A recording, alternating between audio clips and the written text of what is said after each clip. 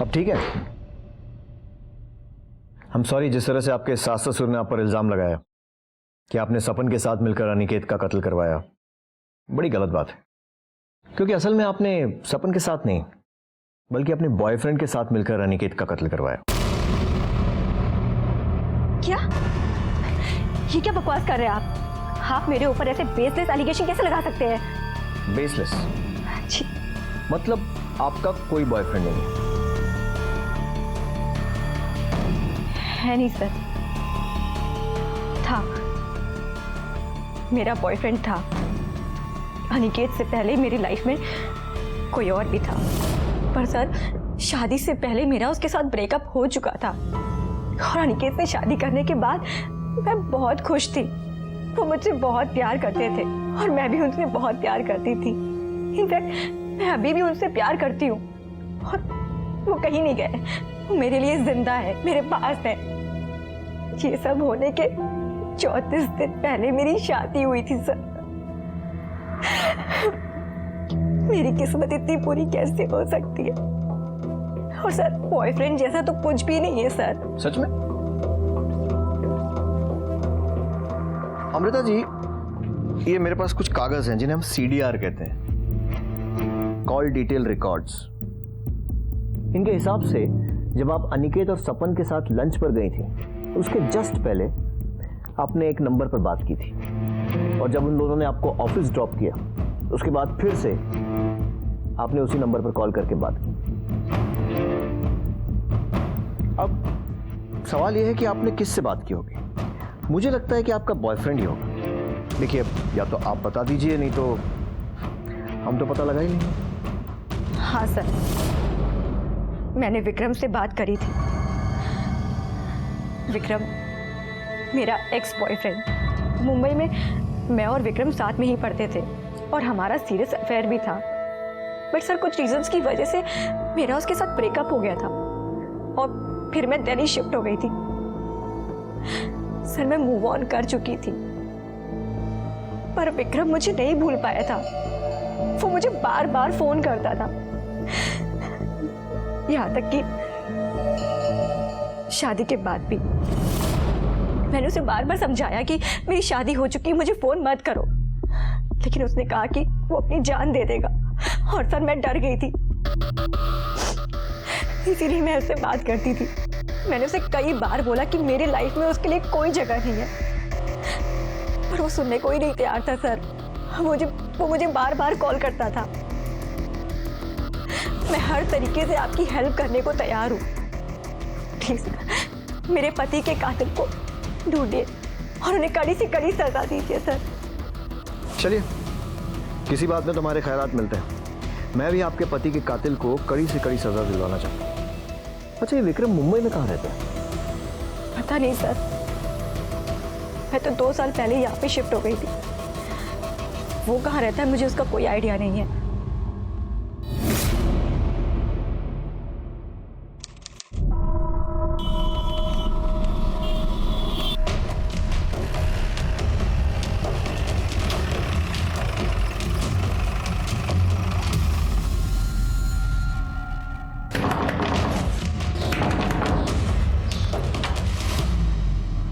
विक्रम जी।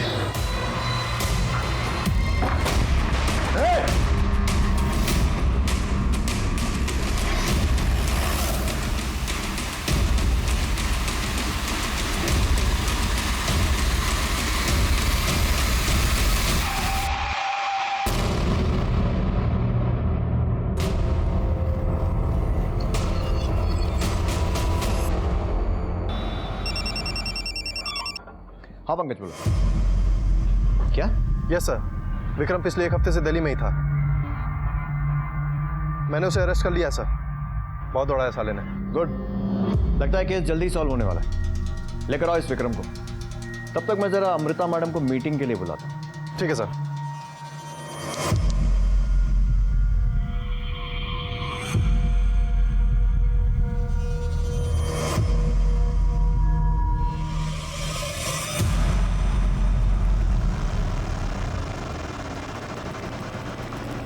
आइए,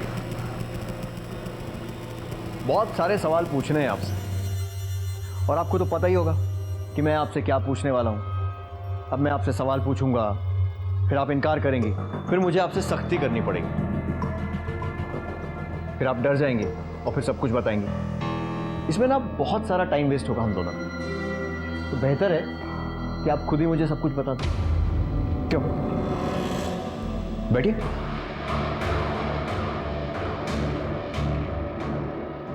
please. Sir, मैं मानती हूँ कि मैंने आप लोग से छुपाया कि विक्रम यहाँ दिल्ली में था। एक्चुअली सर, विक्रम मुझसे मिलने के लिए बहुत डेस्परेट था। मैंने उसको बहुत बार समझाया, पर इसने मुझे धमकी दिया कि अगर मैं इससे नहीं मिलूंगी तो ये मेरे पति अनिकेत को सब कुछ बता देगा कि ये मुझसे आज भी प्यार करता है।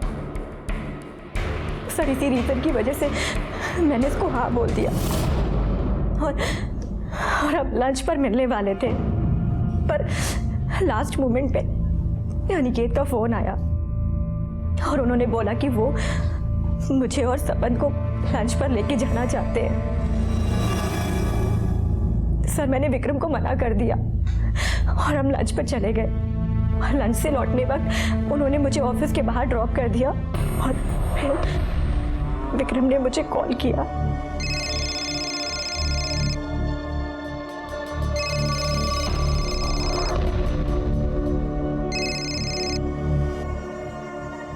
अनिकेत मुझे अभी ऑफिस के बाहर छोड़ के गया है। तुम यहाँ क्या कर रहे हो? तुम्हारा इंतजार। बट डोंट वरी, तुम्हारा इंतजार करने की तो मुझे आदत हो चुकी है। एनीवेज, अपना ऑफिस नहीं दिखाओगी? हाय अमृता।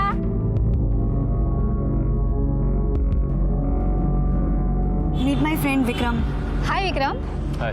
हाय विक्रम। हेलो। मैं तो सोच रहा था कि मुंबई छोड़ के अमृता पता नहीं कहाँ काम कर रही है। कॉफी वॉफी नहीं पिलाओगे? ऑफ कोर्स यार, चलो चलो।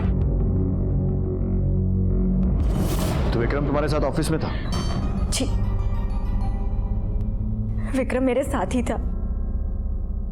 जब मुझे फोन आया कि सब लोग अनिकेत को हॉस्पिटल लेकर जा रहे हैं, विक्रम ने मुझसे कहा कि वो भी हॉस्पिटल चलना चाहता है, पर मैंने उसको मना कर दिया सर, बिकॉज आप तो जानते हैं मेरे इन-लॉज वो मेरे पर कैसे कैसे एलिगेशंस लगाते हैं। इसी वजह से मैंने किसी को नहीं बताया कि विक्रम यहाँ दिल्ली में है। पर आई डोंट नो कि ये बात सपन को कैसे पता चल गई। मैंने उसको रिक्वेस्ट किया कि ये बात वो किसी को भी ना बताए।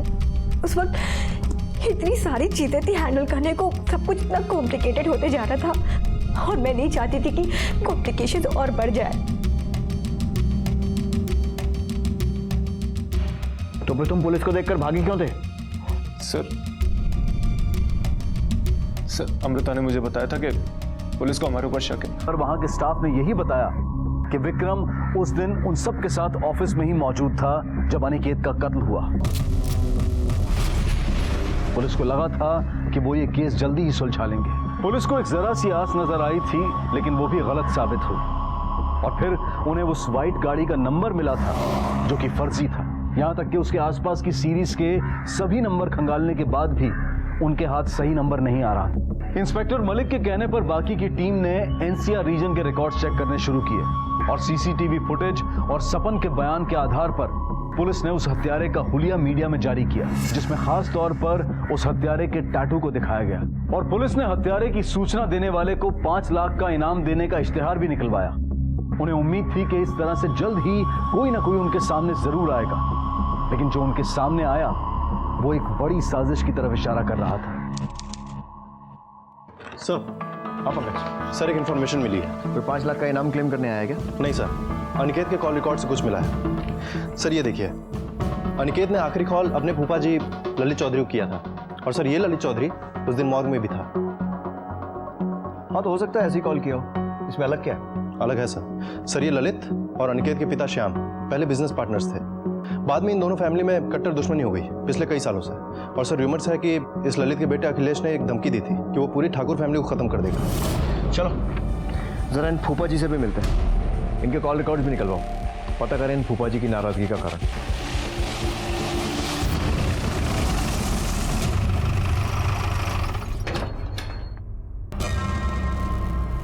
अरे आप लोग यहाँ?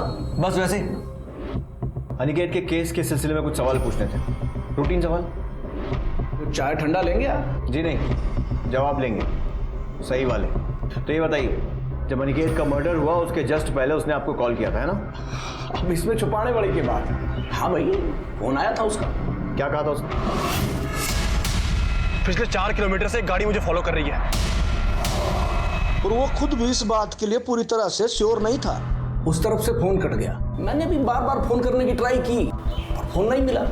फिर एक मेरा क्लाइंट आ गया, मेरे भी दिमाग से निकल गया। मेरे को तब याद आया जब मेरे एक रिश्तेदार ने फोन करके बोला, भाई अनिकेत को गोली लग गई है। मतलब अनिकेत ने अपने परिवार को छोड़कर, बीवी को छोड़कर, दोस्तों को छोड़कर आपको फोन किया ये बताने के लिए कि कोई उसका पीछा कर रहा है। अब क्यों ना हो भाई, फूफा हूं मैं उसका। हाँ, ऐसा फूफा जो उसके बाप का दुश्मन है, जिसने उसके परिवार को खत्म करने की कसम खा ली है। मतलब तकलीफ के समय अनिकेत ऐसे फूफा को क्यों फोन करेगा? तभी ना जब वो तकलीफ खुद फूफा ने दी हो। हमारी कुछ समझ में नहीं आ रहा, आप क्या कहना चाह रहे हैं?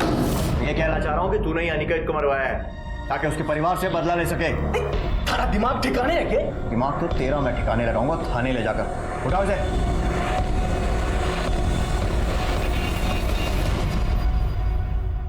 बहुत गलती कर रहे हैं। ये देख, ये नंबर जिस पर पिछले महीने तूने 2 बार बात की थी, किसका है? हजारों फोन करता हूं, अब किस किस को याद रखूंगा? मैं याद दिलाता हूं।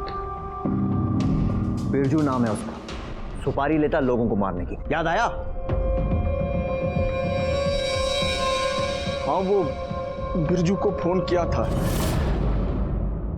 अनिकेत की सुपारी देने के लिए। अब क्या करता मैं? अनिकेत ने मेरे को धमकी दी थी कि पूरे परिवार को मार डालूंगा। मेरे को तो बड़ा गुस्सा आ रहा था, पागल हो गया था मैं। जैसे ही मारा गुस्सा शांत हुआ, मैंने मन बदल लिया। मन नहीं बदला है तो अपनी बात बदल रहा है। तू नहीं मरवाया ना अनिकेत को? नहीं सर, मैं सच कह रहा हूँ। आप बिरजू को पूछ लो। अनिकेत को भी ऐसा ही गुस्सा आ रहा था। वो भी यही समझ रहा था कि मैंने गुंडे भेजे हैं। तभी तो गुस्से में उसने मेरे को फोन किया था। पिछले 4 किलोमीटर से एक गाड़ी मुझे फॉलो कर रही है। ये बकवास बंद कर अनिकेत। हैं? अरे मैं बोल रहा हूं ना, मैंने कोई आदमी ना भेजे हैं। मेरे पीछे गुंडे सिर्फ तू ही भेज सकता है, लेकिन एक बात याद रख, तुझे मारे बिना मैं मरूंगा नहीं, समझा? देख, तू अपने इन पचड़ों में ना मारे को मत डाल। और वैसे भी तूने और तारे बाप ने जो है बड़े लोगों का उल्लू काटा है, उनमें से ही कोई होगा। अब तुझे तो मैं बाद में देखता हूँ। उसके बाद अनिकेत का कोई फोन नहीं आया। जब तक हमारी इंक्वायरी पूरी नहीं हो जाती ना, शहर छोड़कर मत जाइयो। सर हमने काफी नंबर से मैच कराया, लेकिन एक कार का नंबर ऐसा मिला जो उस नंबर से काफी करीब है। और सर इस व्हाइट अकॉर्ड कार का नंबर है UP 14XX 4300, ना कि 4400। हो सकता है उन लोगों ने 300 का 400 कर दिया। Yes sir. और सर ये कार गाजियाबाद के रहने वाले किसी महेश त्रिपाठी के नाम पे रजिस्टर्ड है। महेश त्रिपाठी।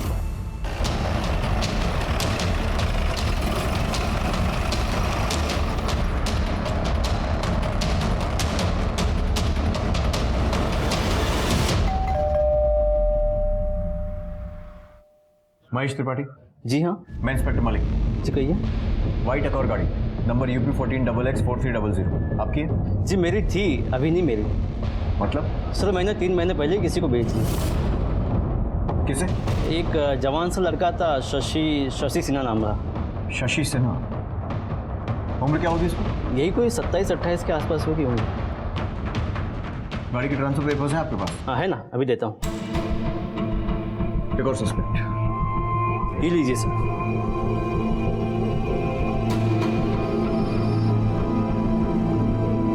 क्या है इसमें? कुछ भी क्लियर नहीं है। ओह सॉरी सर, थोड़ी सी गलती से ग्रेवी गिर गई थी इसके ऊपर। उसके बारे में कुछ और बता पाएंगे? ज़्यादा कुछ नहीं पता उसके बारे में, लेकिन हाँ उसके हाथ में छोटा सा टैटू था। कुछ ऐसा था क्या? हाँ यही था सर।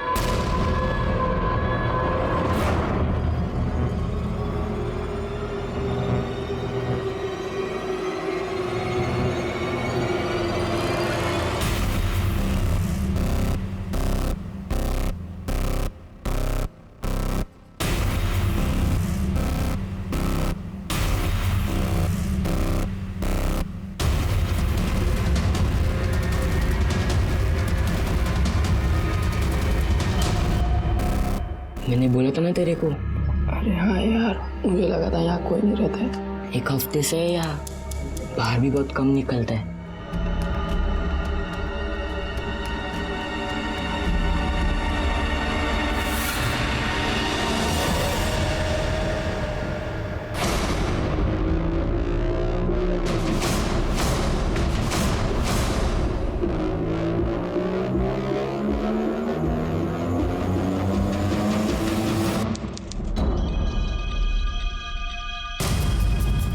सर मर्डर के एक दिन बाद से ही शशि ने अपना फ़ोन स्विच ऑफ कर दिया है और अभी तक ऑन नहीं किया है सर। इसके घर तो किसी को नहीं भेजा ना अब तक? नहीं सर, अभी तक तो नहीं, लेकिन उसके आस पड़ोस में हमने इसके बारे में पूछताछ की है। सर इसके घर पे सिर्फ इसकी माँ रहती है और उसको खबर नहीं है कि हमारी नज़र उसके ऊपर है। फ़ोन बंद करने से पहले शशि ने आखिरी कॉल किसको किया था? सर किसी पिंटू चड्ढा नाम के आदमी को। पता करो इस पिंटू चड्ढा के बारे में, शायद उसके जरिए हम शशि तक पहुँच सकें। अब पूरी भाजी कितने की थी? पूरी भाजी 40 रुपए की।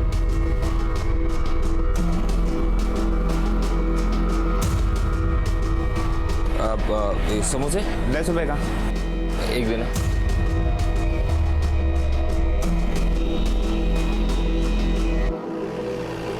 अरे सुनो, ये मकान नंबर 248/7 किधर है? इधर चलो।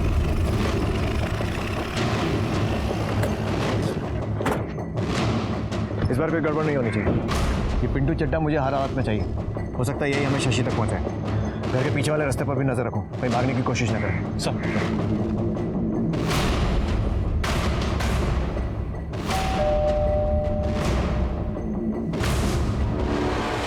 कौन चाहिए? आप पिंटू चड्ढा? हाँ हूँ। तो ये बता, शशि सिन्हा कहाँ है? सब मुझे माफ कर दो, मुझे नहीं मालूम। मैं पिंटू चड्ढा नहीं हूँ। झूठ बोलता है, लेके चल। इसने कुछ नहीं किया सर, मत मारिए मत मारिए। अरे आप लोग क्यों मार रहे हैं इसे? झूठ बोलेगा तो पिटेगा। बोल रहा है कि पिंटू नहीं हूँ। हाँ साहब, ये पिंटू नहीं है, ये तो नत्थू है। अरे यहाँ बेर और इमली का ठेला लगाता है और ये बीवी है उसकी। तो पिंटू चड्ढा कहाँ है? वो तो मर गया अभी कुछ ही दिन पहले। कोई बीमारी हुई थी उसे, कोई आगे पीछे था नहीं, तो हम लोगों ने पैसे इकट्ठे करके उसका क्रियाक्रम कर दिया था। साहब ये घर खाली पड़ा था तो मैं अपने परिवार के साथ आकर यहाँ रहने लगा।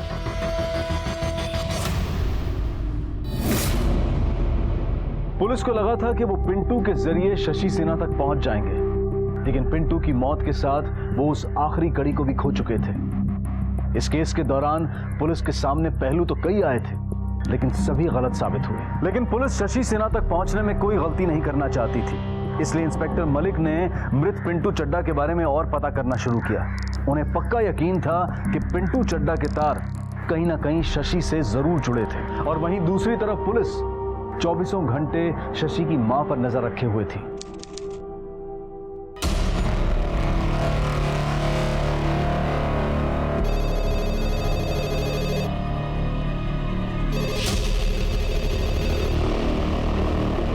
हेलो हेलो माँ, अब शशि बोल रहा हूँ। शशि बेटा, कहाँ हो तुम? कैसे हो? मैं ठीक नहीं हूँ माँ, मुझे कुछ पैसे की जरूरत है। घर आ जाओ बेटा। माँ अभी घर नहीं आ सकता मैं। क्यों? किससे डर रहे हो? वो गुंडा, वो अभी भी तुम्हारे पीछे पड़ा है ना? माँ ये सब मैं अभी बता नहीं सकता। आप ना मेरे लिए कुछ 10-15 हज़ार का जुगाड़ करके रखना, ठीक है?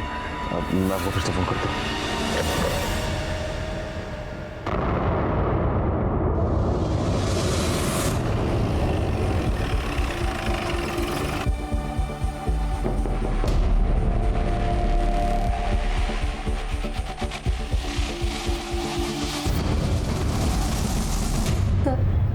हमारा शशि जब बहुत छोटा था ना, तभी उसके पापा गुजर गए थे। उसके बाद भी वो बहुत मेहनत करता था, पढ़ाई में बहुत होशियार था।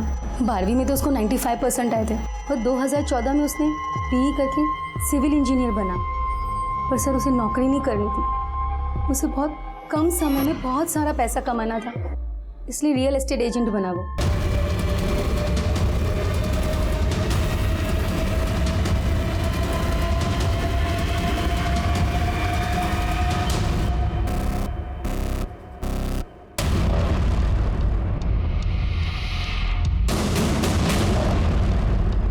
और फिर उसने ढेर सारे पैसे कमाना शुरू कर दिया। सर शुरू में तो सब कुछ ठीक चल रहा था, फिर उसने एक फ्लैट की डील की जिस पर केस चल रहा था, बेचारा बहुत बुरी तरीके से फंस गया था। उसका बिजनेस डूबने लगा, इसीलिए उसने एक लोन लिया। किससे लोन लिया था उसने? वो पिंटू है, पिंटू चड्डा। मुझे तो एक आंख नहीं भाता है वो।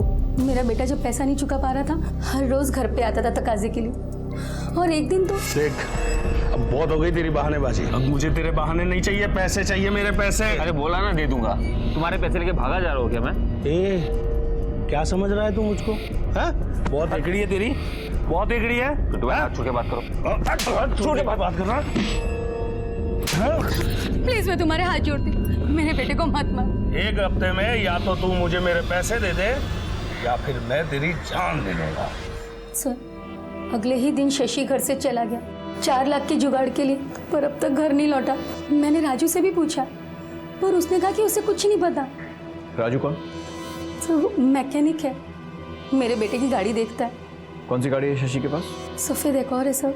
UP 14XX4400, यही नंबर है ना?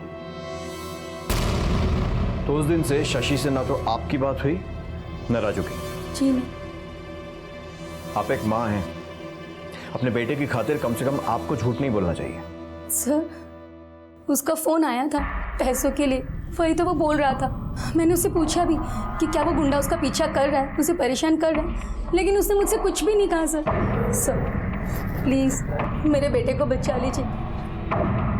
देखिए, फिलहाल हम लोग जा रहे हैं, लेकिन हमारा एक आदमी 24 घंटे आपके घर पर नजर रखेगा। आपकी फोन कॉल भी रिकॉर्ड होंगे और मुझे पूरी उम्मीद है कि आप अपने बेटे को ये नहीं बताएंगी कि पुलिस को उसकी तलाश है, क्योंकि अगर आपने ऐसा किया तो आप और आपका बेटा दोनों बहुत बड़ी मुसीबत में। जानकारी मिली कि पिंटू एक हिस्ट्री शीटर था और वो कई बार जेल जा चुका था। और आखिरी बार जब पिंटू जेल गया था तो वहां वो एक दूसरे अपराधी धर्मपाल शर्मा यानी कि धर्म के काफी करीब आ गया था। और जेल से निकलने के बाद भी पिंटू अक्सर फोन पर धर्म से बातें किया करता था। अब पुलिस ये शक कर रही थी कि हो सकता है कि धर्म, पिंटू और शशि मिले हुए हों और ये कोई गैंग है जिन्होंने ये हत्या सुपारी के लिए की हो। इसलिए पुलिस ने धर्म को ढूंढना शुरू किया ताकि वो धर्म के जरिए शशि तक पहुंच सके।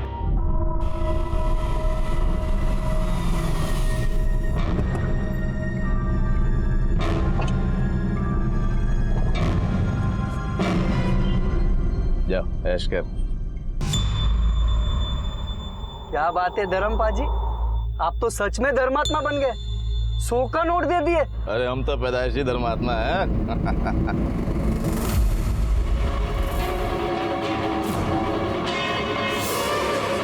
नीचे कर, नीचे कर काट। अब बुद्ध क्यों बनाया, जल्दी भगा। पुलिस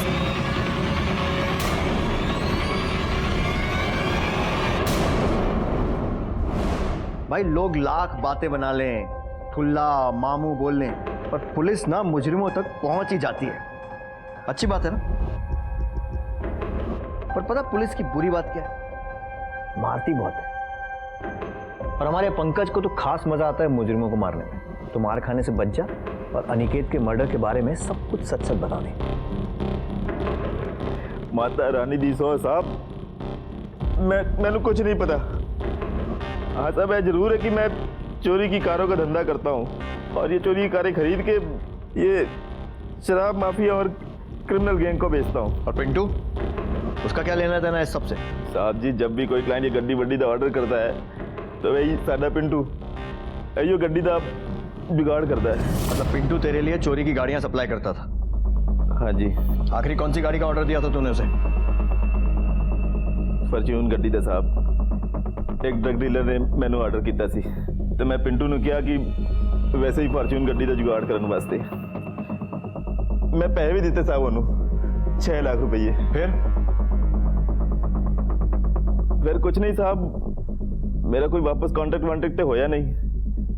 मैं सोचा कि वो गड्डी का जुगाड़ करने वास्ते लगे हुआ है, फिर मैंने कल ही पता चलिया कि मर गया हो।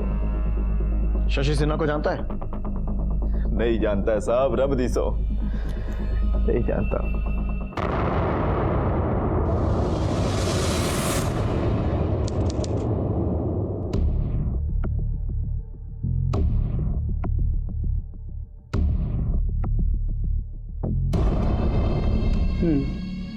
ठीक है, हम इसे निकाल सकते हैं। कितने लगेंगे? तकरीबन 2 लाख।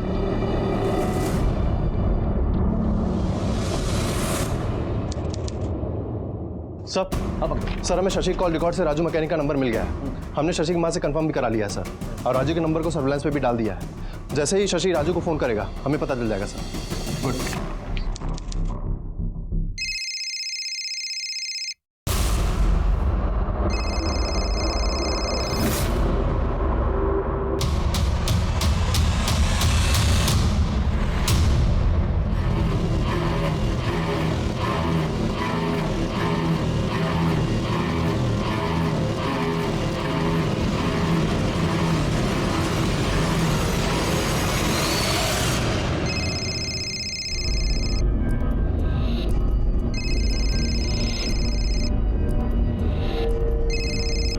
हेलो। हेलो राजू, शशि बोल रहा हूँ। शशि, अरे कैसा है तू? मैं ठीक हूँ, तू कैसा है? अरे मेरी छोड़, तू अपनी बताना, तू कैसा है? अरे राजू, बहुत बुरी तरह फंस गया हो यार। मुझे मेरी गाड़ी बेचनी है, 2 लाख से ऊपर कुछ भी चलेगा। अच्छा ठीक है, तू घबरा मत, तू ना गाड़ी लेके सीधा मेरे पास आ जा। हाँ ठीक है, चल बाय।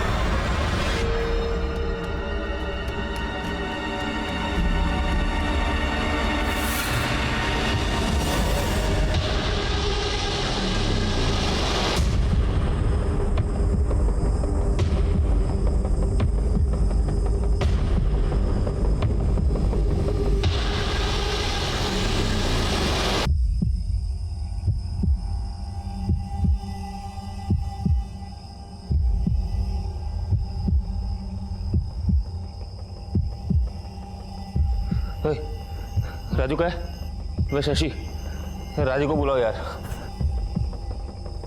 क्या काम है? अरे मिलना है उससे। पहले हमसे तो मिल लो।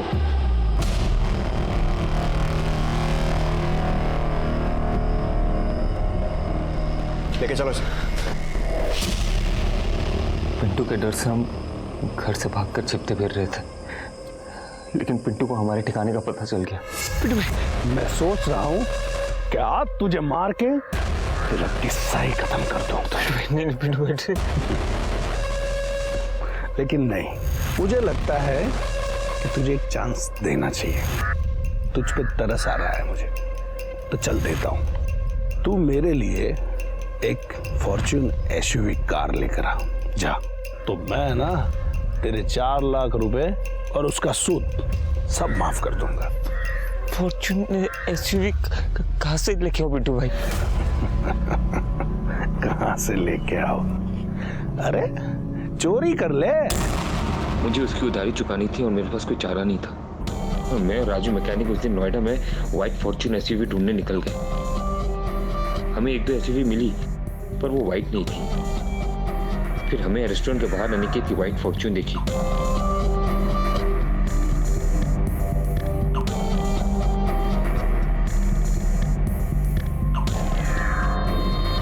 ये देख, एकदम नया माल है। हाँ ये चलेगा यार।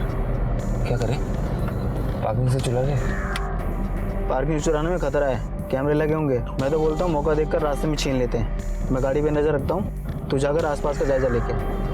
ठीक है, चल।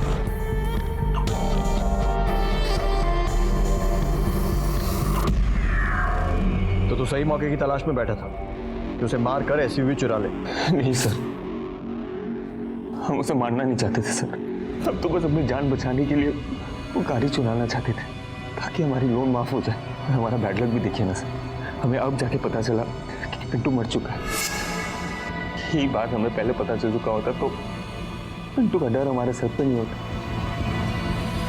लेकर जाओ। पुलिस के हाथ अनिकेत का असली कातिल लग चुका था। शशि को अपने किए हुए अपराध की सजा जरूर मिलेगी, लेकिन कुछ सवाल ऐसे हैं जो शायद कभी खत्म नहीं होंगे। आखिर वो ऐसी कौन सी चीज है जिसे पाने के लिए इंसान ना सिर्फ अपने भविष्य को दांव पर लगा देता है, बल्कि किसी मासूम की जिंदगी से खेलने से भी बाज नहीं आता? क्यों एक सुनहरे सपने के लालच में जानबूझकर इंसान अपराध की अंधेरी सुरंग में खोता चला जाता है? ऐसी महत्वाकांक्षा का क्या फायदा कि इंसान अपराध के दलदल में धंसता चला जाए? शशि सिन्हा एक इंजीनियर था। वो अगर चाहता तो बिजनेस के फेलियर के बाद भी एक अच्छी नौकरी करके अपना जीवन ठीक तरह से बिता सकता था। वो पिंटू का कर्जा भी उतार सकता था, लेकिन ये सब छोड़कर उसने एक ऐसा रास्ता अपनाया जो उसे अपराध की दुनिया तक ले गया। परिणाम की चिंता किए बिना शशि ने छलांग लगा दी और फिर मुंह के बल जा गिरा। उसकी एक गलती ने न सिर्फ उसकी जिंदगी बर्बाद कर दी बल्कि कई और जिंदगी भी उजड़ गई। अमृता और अनिकेत के सारे सपने टूट गए। उनकी गलती बस इतनी सी थी कि शायद अनिकेत गलत वक्त पर गलत जगह पर था, या फिर गलत वक्त में वो सफेद गाड़ी गलत जगह पर थी। आसमान को छूने के सपने देखने में कोई बुराई नहीं है, लेकिन नींद से जागने के बाद इंसान अपने कदम जमीन पर ही रखता है और जमीन को मजबूत बनाए बगैर आसमान में उड़ान नहीं भरी जा सकती। इसी विचार के साथ अब मैं अनूप सोनी आपसे विदा लेता हूं। फिर मुलाकात होगी अगले एपिसोड में एक और चौंका देने वाले केस के साथ। तब तक अपना और अपने परिवार का ख्याल रखें और देखते रहें क्राइम पेट्रोल सिटी क्राइम। सबक एक को सीख हम सबको। जय हिंद। नमस्कार, आदाब। क्राइम पेट्रोल सिटी क्राइम्स अध्याय के आज के एपिसोड में आप सबका स्वागत है। बड़ा शहर, वहां की चकाचौंध और सुख सुविधाओं से भरी जिंदगी, ये सब किसे अच्छा नहीं लगता। जितना बड़ा शहर उतनी बड़ी महत्वाकांक्षाएं। तेज रफ्तार जिंदगी से कदम मिलाकर चलने की आदत सी हो जाती है। बड़े शहर की हर रंगीनियां अपनी सी लगने लगती हैं, लेकिन ये बहुत जल्द अमीर बनने, आगे बढ़ने की भूख कई बार कब पॉजिटिव से नेगेटिव हो जाती है ये पता ही नहीं चलता। ये परेशानियां तब और बढ़ जाती हैं जब इंसान बड़े शहर और वहां रहने वाले बड़े लोगों के साथ बराबरी की टक्कर में अपनी हैसियत भूल जाता है। जब इंसान और बड़ा और ज्यादा की चाहत में सही गलत का फर्क भूल जाता है। जब इंसान सिर्फ अपनी जरूरतें नहीं बल्कि अपनी सारी चाहतें पूरी करने लगता है। इंसान को तब इस बात का अंदाजा नहीं रहता है कि कब उसने अपनी चादर से कहीं ज्यादा पैर फैला लिए हैं, कब एक लग्जरियस और कंफर्टेबल लाइफ के नाम पर उसने अपराध का दामन थाम लिया है।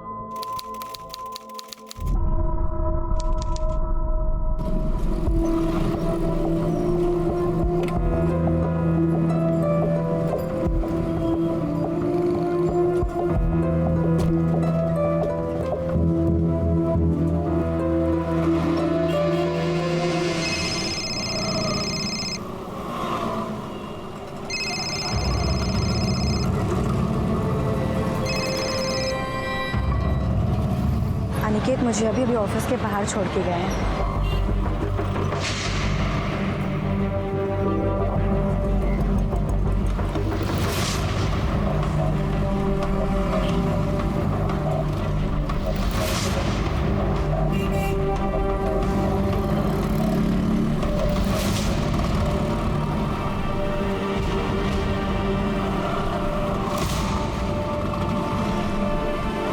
हेलो, पिछले 4 किलोमीटर से गाड़ी मुझे फॉलो कर रही है।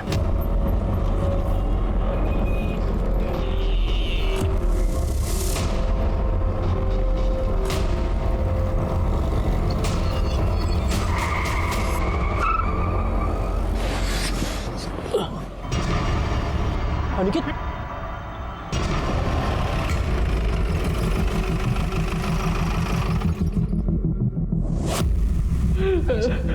This was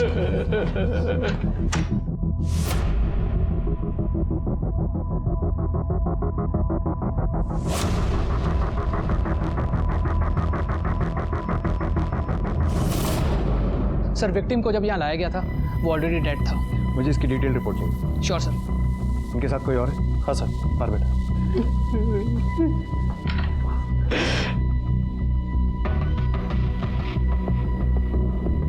मैं इंस्पेक्टर राजन मलिक। आप इनके साथ थे? जी सर, मैं और अनिकेत दिल्ली जा रहे थे। आपका नाम? सपन मुखर्जी। सर, अनिकेत मेरा बेस्ट फ्रेंड था। आप दोनों दिल्ली क्यों जा रहे थे? सर, मैं और अनिकेत एक नया बिजनेस स्टार्ट करने वाले थे, उसी के लिए ऑफिस स्पेस देखने जा रहे थे। सर, मैंने अनिकेत और उसकी वाइफ अमृता ने अभी लंच किया। उसके बाद हमने अमृता को ऑफिस ड्रॉप किया सर। कहाँ है अनिकेत? रमन, बोलो ना अनिकेत को क्या हुआ? बोलो क्या है वो? अनिकेत, रमन, अनिकेत। ये अनिकेत की वाइफ है? जी सर। अनिकेत, अनिकेत, उठिए ना, अनिकेत उठिए ना।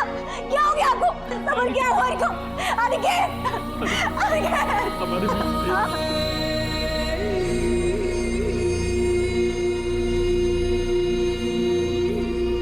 डॉक्टर से बोलो कि थोड़ी देर बाद पोस्टमार्टम करें और फॉरेंसिक टीम को भी बुलाओ। सर।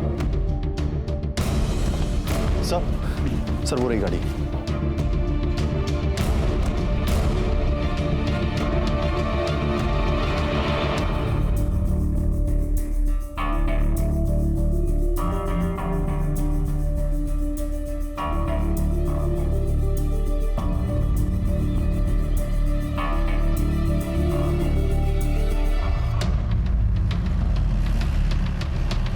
रोको। यही जगह बोली थी ना? हाँ। देखो चारों तरफ कुछ मिलता है तो।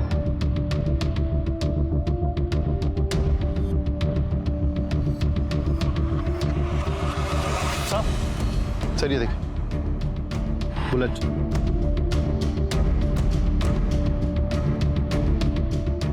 और सर ये देखिए,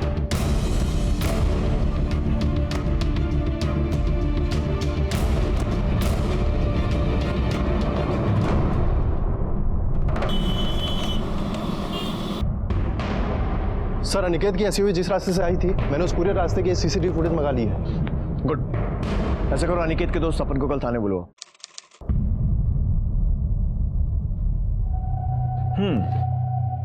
तो मतलब कई किलोमीटर तक एक गाड़ी तुम लोगों का पीछा करती है, पर तुम्हें इस बारे में कुछ नहीं पता। फिर एक आदमी तुम लोगों की तरफ गन निकालता है, पर गोली सिर्फ अनिकेत को मारता है और भाग जाता है, और साथ में बैठे शख्स को कुछ नहीं करता। सर जब अनिकेत ने झटके से गाड़ी रोकी, तब मुझे पता चला कि दूसरी गाड़ी ने फोर्सफुली उसको गाड़ी रोकने पे मजबूर किया। सर उस गनमैन ने अनिकेत पे गन पॉइंट की हुई थी। सर उसे गाड़ी रिवर्स करने की कोशिश की, पर तब तक उसने अनिकेत पे गोली चला दी सर। और सर अनिकेत। कमाल की बात है ना पंकज, हमने उस रूट का सीसीटीवी फुटेज चेक किया और उसमें क्लियर है कि वो कार बहुत देर से अनिकेत की एसयूवी का पीछा कर रही थी, और जिस तरीके से अनिकेत ने अपना रास्ता बदला,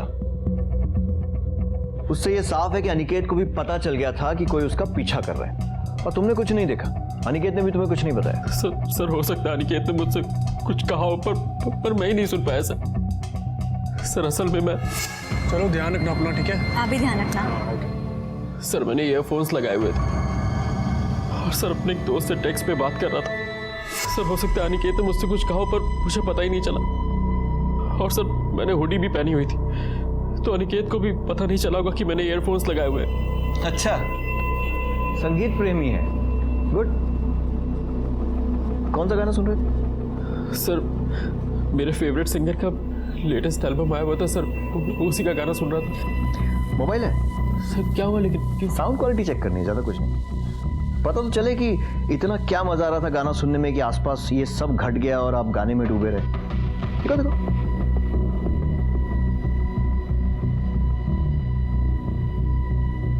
सुना? नहीं सर। पॉज्ड है। सर मैं सिर्फ इतना जानता हूँ कि अगर उस दिन पब्लिक ने शोर नहीं मचाया होता, तो उस गनमैन ने सर वापस से फायर कर दिया होता। तो मतलब तुमने उस आदमी का चेहरा नहीं देखा? सर मैं आपको बता तो चुका हूँ कि उसने अपना चेहरा ढका हुआ था, और सर उसने हुडी भी पहनी हुई थी, जैसे तुमने पहनी थी कल। हाँ सर, पर उसकी हुडी थोड़ी अलग थी। मतलब तुमने ऐसा कुछ भी नोटिस नहीं किया जिससे हमें उस गनमैन को पकड़ने में मदद मिले? सर टैटू, सर उसके राइट हैंड पे एक टैटू बना हुआ था सर।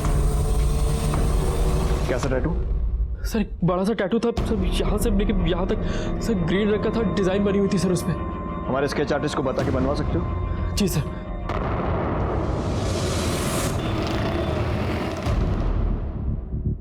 सर सपन ने कंफर्म किया है, गनमैन के हाथ में कुछ ऐसा ही टैटू बना हुआ था। और वो जो व्हाइट अकॉर गाड़ी जिसका सीसीटीवी में रजिस्ट्रेशन नंबर मिला था, उसके मालिक से कुछ पता चला? नहीं सर, अभी तक तो कुछ पता नहीं चला है, लेकिन जल्दी हम उस तक पहुंच जाएंगे। अनिकेत की फैमिली हिस्ट्री? सर अनिकेत के फादर मेरठ के जाने माने और रईस प्रॉपर्टी डीलर हैं। और सर ये भी पता चला है कि अनिकेत के पेरेंट अनिकेत और अमृता की शादी से खुश नहीं थे। क्यों? उन दोनों की फैमिलियां बराबरी की नहीं थी? नहीं सर, ऐसा कुछ नहीं है। सर अमृता के फादर भी जाने माने कॉलेज के लेक्चरर हैं, पैसे वाले हैं, और सर उन्होंने तो काफ़ी किताबें भी लिखी हैं। जब दोनों फैमिलीज बराबर की थी तो फिर प्रॉब्लम क्या थी अमृता से? सर दरअसल अमृता का पहले किसी के साथ अफेयर था, तो अनिकेत के पेरेंट्स को लगता था कि शादी के बाद भी अमृता का अफेयर चालू है, इसीलिए। जेलस एक्स लवर का एंगल अब समझ में आ रही है ना story? Excuse me sir. Hello, क्या? ठीक है, हम अभी आ रहे हैं। सर अनिकेत की लाश को लेकर काफी बवाल हो रहा है। हम ले जाएंगे, छोड़िए इसे, मैंने कहा। अरे चुप हो जाइए।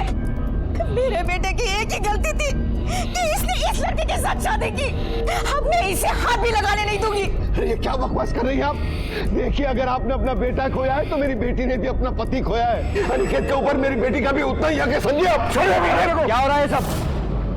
आपको मेरे बेटे के मर्डर के लिए इन्वेस्टिगेशन करने की जरूरत नहीं है। मुझे मालूम है मेरे बेटे का मर्डर किसने किया। गिरफ्तार कर लो इसे। इसी ने मेरे बेटे का मर्डर करवाया है, ये इस कमीने सपन के साथ मिलकर। नहीं सर, ये झूठ बोल रहे हैं।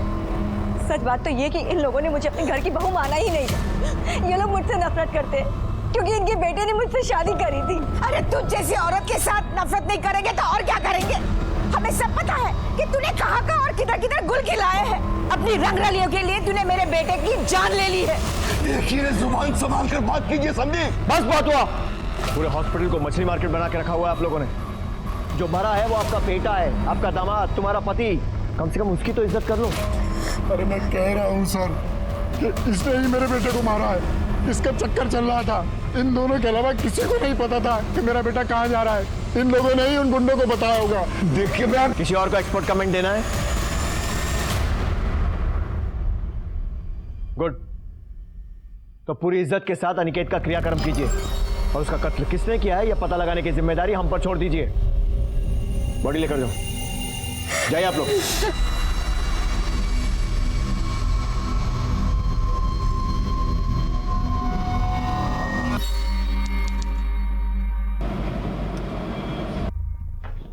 सर। हाँ पंकज। सर, एक बुरी खबर है। पंकज, मुझे बुरी खबर नहीं, लीड्स चाहिए।